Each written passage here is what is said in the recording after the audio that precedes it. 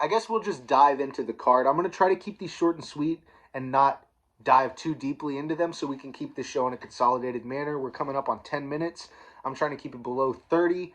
If you haven't already, make sure to like, subscribe, share, comment. Tell me my hair looks stupid. I had some chopsticks in there all decorative, but I didn't think y'all were ready for such a fashion statement, right? So, first fight of the night. We've got, well, I don't know. We've got that Manon Fiorot fight too. I guess just really quickly, Jennifer Maia has proven she's like definitely one of the better girls out. But Manon Fiorot's got a lot of potential. She's young. She's powerful. She's clever and smart in there. I think that either way, I would have taken Manon Fiorot inside the distance. So if Manon Fiorot ends up fighting this weekend, I'll take her before the final buzzer sounds. I'll take her by way of probably knockout or technical knockout. Right. But the first slated fight on the card, we've got Dustin Jacoby, former Glory kickboxer, taking on Mikhail Oleksieczjuk. Man, I really try to do well with names and try to phonetically pronounce them in an appropriate and, presentable way, but that one's really tough. Lord is taking on Dustin Jacoby. Lord's this, he's a bruiser. He's got a hell of a chin on him, and he's got really nice pocket power. It's a tricky fight to call because Dustin Jacoby's technique and distance ability could, be the determining factor, and he could just point himself away to a decision.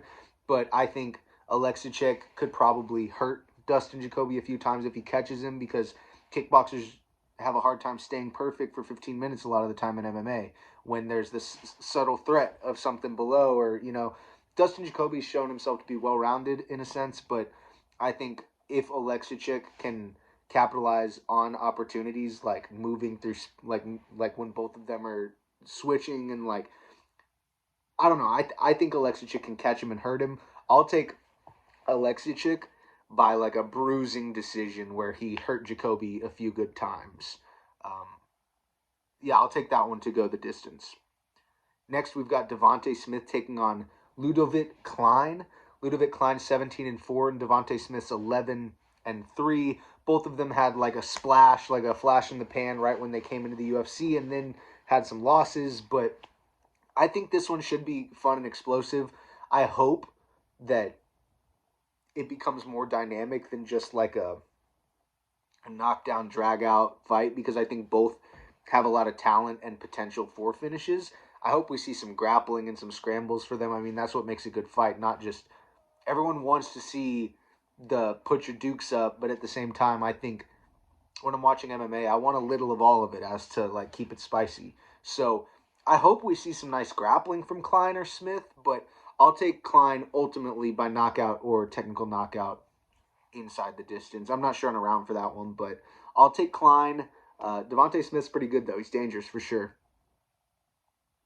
Next, we've got the veteran Tim Elliott taking on Taguir Ulanbekov. Now, Ulanbekov is 14-1, which is pretty significant. I mean, it's not the most deep record you've ever seen, but only one loss in 15 fights. It's pretty good. Tim Elliott, on the other hand, is real crafty veteran, real unorthodox, but he's got 12 losses to his name. I will say, though, he's fought the absolute best competition you can get your hands on in his divisions. So, I mean, Tim Elliott's been there and done that. I just think it'd probably take,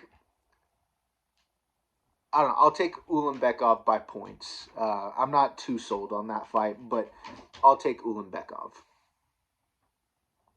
This is the last fight on the early prelims. We've got Brian Kelleher, who I was just talking about, a 24-12 American fighter. Boom. Taking on Umar Nurmagomedov, who's 13-0.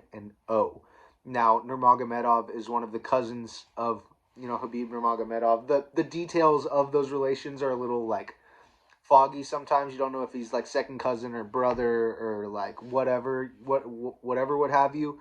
But these guys are really streaking through the UFC right now. I think Abubakar Nurmagomedov suffered that, one loss. But besides that, I mean, they've got Saeed. They've got really a laundry list of names really, really doing significant and impressive work. in the UFC. I think that they're making wonderful accents to all of the divisions that they're a part of. Brian Kelleher's good everywhere. He's dangerous with his hands. He's really dangerous with the submissions that he likes. But I just think the potential and preparation and camp and like legacy, I think all of these guys, these Khabib affiliates, not trying to just lump them into one thing because they're all their individual fighters. They're not just Khabib proteges, but I like Nurmagomedov here, and I would probably like him in most fights he ever books. That's just the way this kid is. He looks really talented and smart and tactical, and he I was very impressed. He has one fight in the UFC, which is, that could be the thing where it's like Brian Kelleher, the crafty veteran, shows him what's up and actually pulls it off. But Umar's first performance was one of the best submissions of the year last year. He put Sergey Morzov completely to sleep with a rear naked choke. Super soft-spoken and humble kid, but you can tell he's got all the talent and time in the world. So I'll go Umar Nurmagomedov here. I'll take it. I want to take it inside the distance. I would like to see some hints of his striking, whether it be ground and pound, control striking, or on the feet. I'd love to see some high kicks. Maybe, that seems like it could be a dangerous weapon for him. So if he could throw some high kicks on Kelleher, working the takedowns, I'd love to see a fully well-rounded fight and a great performance out of Umar. But I smell a finish. A decision seems like it makes sense, though. I'll take Umar. Man, I wish I had the record so I could see specifically. We'll go ITD for that one.